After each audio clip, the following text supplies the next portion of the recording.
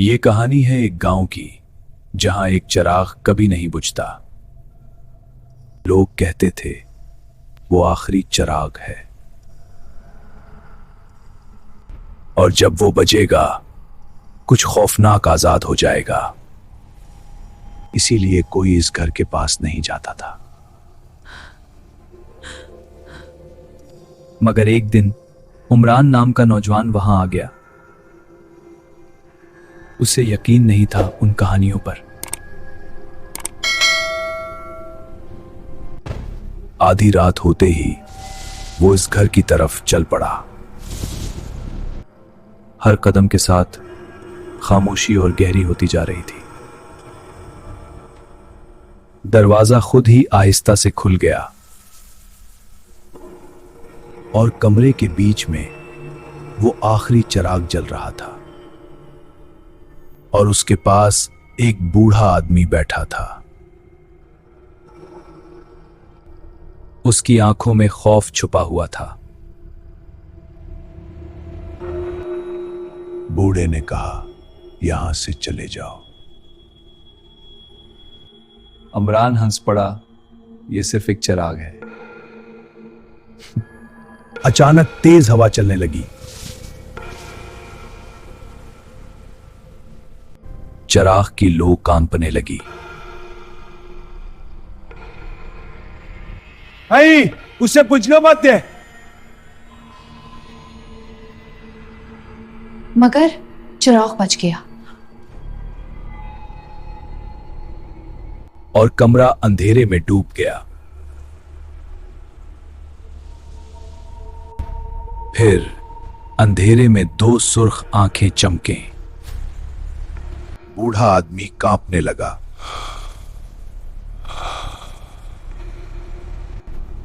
वो चीज आजाद हो चुकी थी।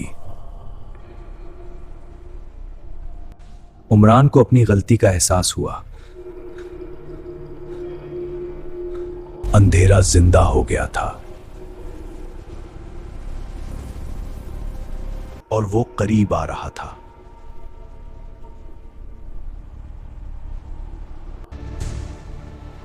बूढ़ा आदमी गायब हो गया।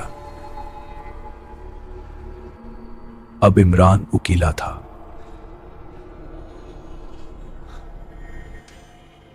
अचानक चिराग दोबारा जल उठा, मगर अब सब कुछ बदल चुका था। अब इमरान इस चिराग का निगहबान बन चुका था। इस रात गांव के ऊपर अजीब खामोशी छा गई थी। सबको लग रहा था कि कुछ होने वाला है।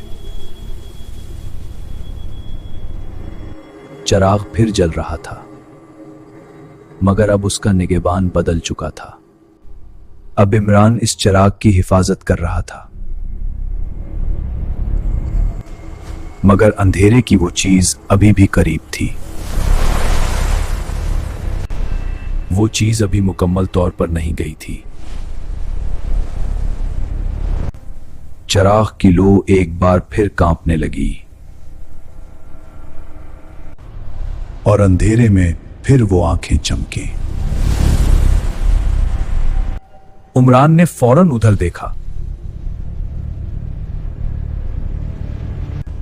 वो चीज अभी भी कमरे में मौजूद थी। उमरान ने चिराग को हाथों से ढांप लिया। अचानक दरवाजा जोर से खुल गया।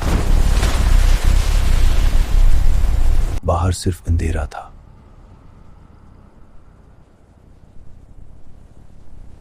वो चीज इंसान नहीं थी। उमरान का दिल तेजी से धड़क रहा था। चिराग अचानक तेज रोशनी देने लगा। रोशनी उसे पीछे धकेल रही थी, मगर वो मुकम्मल खत्म नहीं हुआ था। कमरा फिर खामोश हो गया।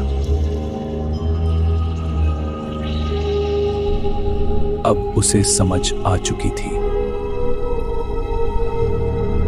चिराग की रोशनी कमरे में हल्की हल्की फैल रही थी इमरान खामोशी से उसके पास बैठा था, मगर अब उसकी आंखों में पहले जैसी जिंदगी नहीं थी।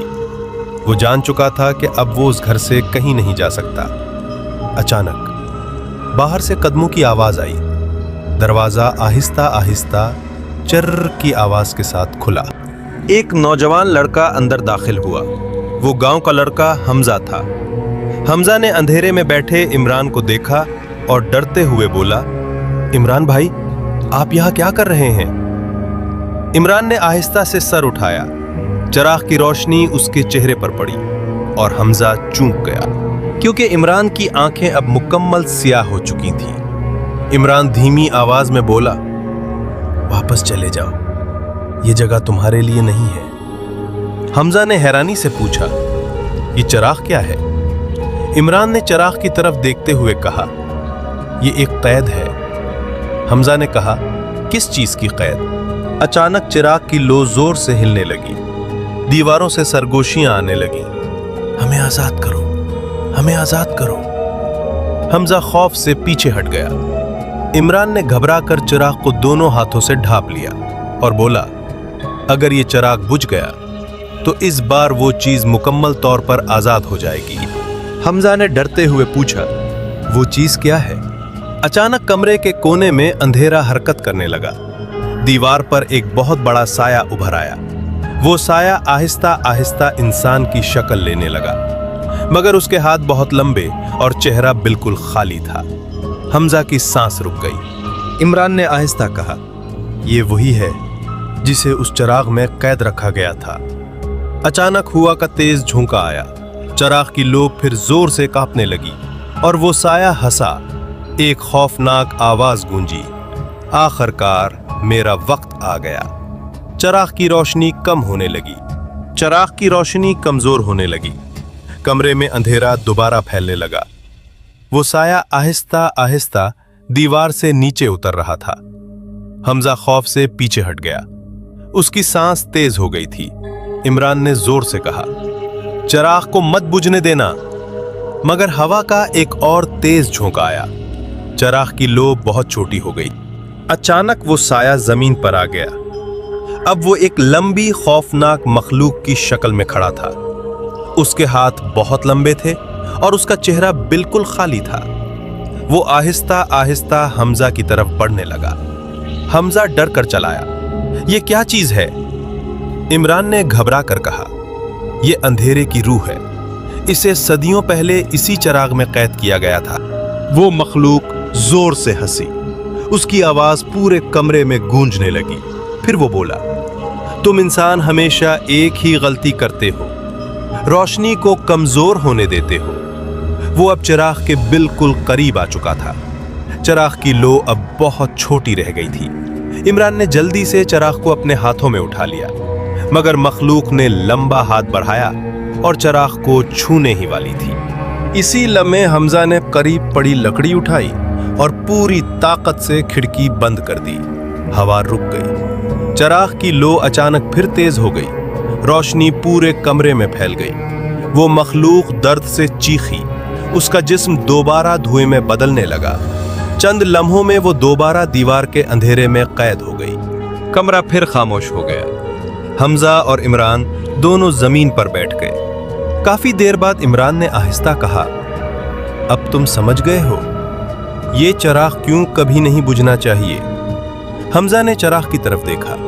इसकी लो अब भी जल रही थी, मगर दीवार के अंधेरे में अब भी दो सुर्ख आंखें नजर आ रही थीं और वो आहिस्ता से सरगोशी कर रही थी। एक दिन ये चिराग जरूर बुझेगा। हमजा ने कांपते हुए पूछा, इमरान भाई, आप कब से इस चिराग की हिफाजत कर रहे हैं? इमरान ने एक लंबी सांस ली और कहा, मुझे याद नहीं, शायद महीने हो गए, शायद साल। ये चिराग वक्त को निगल जाता है। जो भी इसके करीब आता है वो यहां से जा नहीं सकता। हमजा ने हैरत से कहा, तो क्या अब मैं भी यहां कैद हो गया हूं? इमरान ने आहिस्ता से सर हिलाया। अब हम दोनों इस चिराग के मुहाफिज हैं। कमरे में खामोशी छा गई। चिराग की लो आहिस्ता आहिस्ता जलती रही, मगर अचानक दीवार में एक बारीक सी दरार नमूदार हुई और इस दरार से एक सर्द हवा का झोंका आया। इमरान ने खौफ से चिराग को और मजबूती से पकड़ लिया और अंधेरे से फिर वही आवाज आई, इस बार और भी करीब से। हर दरार एक नया रास्ता है, हर रात मैं थोड़ा और आजाद होता हूं। और फिर खामोशी, सिर्फ चिराग की लो की हल्की सी आवाज बाकी रह गई। हमजा ने घबरा कर उठने की कोशिश की।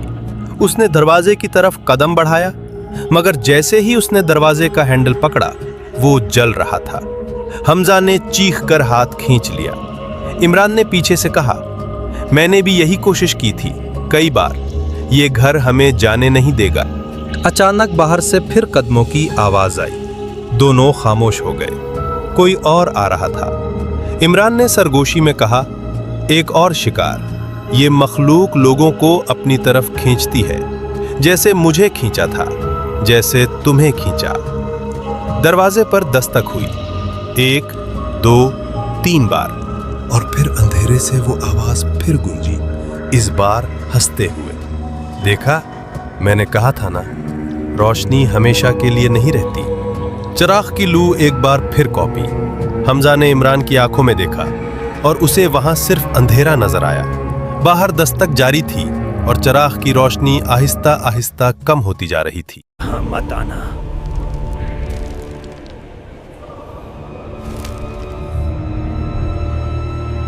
गहरी रात थी और पूरा गांव अजीब खामोशी में डूबा हुआ था, जैसे कोई इन देखे खतरे का इंतजार कर रहा हो।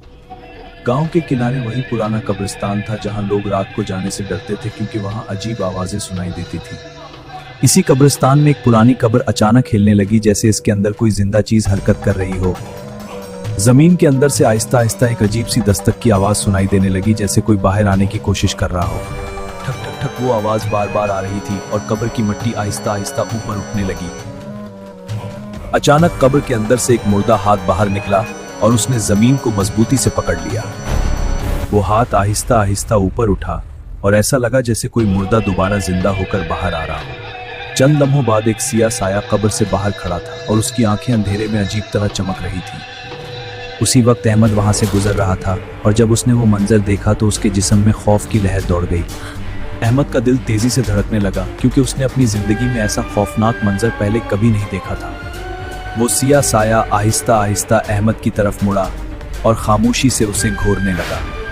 अचानक तेज हवा चलने लगी और पूरा कब्रिस्तान एक खौफनाक शोर से गूंजने लगा। वो साया आहिस्ता आहिस्ता अहमद की तरफ चलने लगा, जैसे वो बहुत अरसे से उसी लम्हे का इंतजार कर रहा हो। अहमद डर के मारे पीछे हटने लगा, मगर उसके कदम खौफ की वजह से लड़खड़ा रहे थे। चंद लम्हों बाद वो साया अहमद के बिल्कुल सामने खड़ा था और कब्रिस्तान मुकम्मल खामोश हो चुका था। मैं वापस आ गया हूं और इस बार मैं अकेला नहीं आया, क्योंकि अब बहुत से लोग मेरे साथ आएंगे। अहमद जोर से चीखा और खौफ से जमीन पर गिर गया, क्योंकि उसे लगा कि उसकी मौत उसके सामने खड़ी है। इसी लम्हे आसमान पर जोर से बिजली चमकी और कब्रिस्तान की दूसरी कब्रें भी हिलने लगी। हर कब्र से मुर्दा हाथ बाहर आने लगे, जैसे पूरा कब्रिस्तान दोबारा जिंदा हो रहा हो। और फिर वो सब साए गांव की तरफ चलने लगे, क्योंकि अब मुर्दे वापस आ चुके। जब वो साए कब्र पड़ने लगे और रात पहले से भी ज्यादा खौफनाक हो गई। गांव के लोग अभी तक सो रहे थे और उन्हें जरा भी अंदाजा नहीं था कि कब्रिस्तान के मुर्दे उनकी तरफ आ रहे हैं। वो साए खामोशी से गलियों में दाखिल होने लगे और हर कदम के साथ हवा मजीद सर्द होती जा रही थी। उसकी आंखें चमक रही थीं और उसके चेहरे का कोई रंग नहीं था, सिर्फ अंधेरा ही दिखाई दे रहा था। अहमद डर के मारे पीछे हट रहा था और हर कदम पर जमीन कांप रही थी। मैं वापस आ गया हूं और अब मैं अकेला नहीं हूं, बहुत से लोग मेरे साथ आएंगे। अहमद खौफ से चीखा और जमीन पर गिर गया। उसकी सांसें तेज हो गई थी। हर कब्र से मुर्दा हाथ बाहर आने लगे और पूरा कब्रिस्तान जिंदा हो रहा था। अब मुर्दे आहिस्ता आहिस्ता गांव की तरफ बढ़ने लगे और हर घर में खौफ का आलम था। गांव के लोग सो रहे थे और उनके पास बचने का कोई रास्ता नहीं था। एक घर के दरवाजे पर दस्तक हुई और दरवाजा आहिस्ता आहिस्ता खुल गया। साया अंदर दाखिल हुआ और कमरे के अंदर सब कुछ खामोश हो गया। कमरे के अंदर खानदान सो रहा था और उन्हें खतरे का कोई एहसास नहीं था। वो साया बिस्तर के करीब आया और झुककर सोते हुए शख्स के चेहरे को गौर से देखने लगा। फिर उसने धीमी आवाज में कहा कि मैं वापस आ गया हूं। और अब कोई भी हमें रोक नहीं सकता। वो शख्स अचानक जागा और खौफ से उसकी सांस तेज हो गई। लेकिन अगले लम्हे वो साया गायब हो गया और कमरा खाली हो गया। गलियों में अब कई साए हरकत कर रहे थे और पूरा गांव खौफ के साए में डूब चुका था। वो मुर्दे हर घर की तरफ बढ़ रहे थे, जैसे सबको अपने साथ ले जाना चाहते हों। कब्रिस्तान में मजीद कब्रें खुलने लगी और हर मुर्दा दोबारा जिंदा हो रहा था। अब कब्रिस्तान के मुर्दे एक फौज की तरह गांव को देख रहे थे और रात उनकी हो चुकी थी। वो पहला साया जो कब्र से निकला था सबके आगे खड़ा था और अब वो हुक्म देने वाला था। गांव के लोग खौफ के मारे दरवाजे बंद करके अंदर बैठ गए और बाहर निकलने की हिम्मत नहीं की। मुर्दे खामोशी से गलियों में दाखिल हो गए और हर तरफ अंधेरा छा गया। एक दरवाजा आहिस्ता आहिस्ता खुला और अंदर से कुछ सुना देने लगा। साया अंदर आ गया और कमरे में खौफ की लहर दौड़ गई। में दरख्त हिलने लगे। एक पुरानी कब्र की मिट्टी अचानक हरकत करने लगी। खौफनाक दस्तक सुनाई दी। फिर एक सियाह हाथ मिट्टी से बाहर निकला। चौकीदार खौफ से चीख उठा और वहां से भागने लगा। कब्र से एक हैबतनाक आदमी निकला जिसकी आंखें काली थीं। वो आहिस्ता आहिस्ता बस्ती की तरफ बढ़ने लगा। गलियों में भारी कदमों की आवाज आई। एक लड़के ने खिड़की से इस खौफनाक और मुर्दा चेहरे को देखा। अचानक बिजली बंद हो गई और हर दरवाजे पर दस्तक होने लगी। वो मुर्दा कह रहा था, मुझे अंदर आने दो। सुबह वहां एक नई लाश मिली जिसका चेहरा चौकीदार जैसा था और कब्र पर लिखा था, अगला नंबर, तुम्हारा है खबरनाक अंजाम।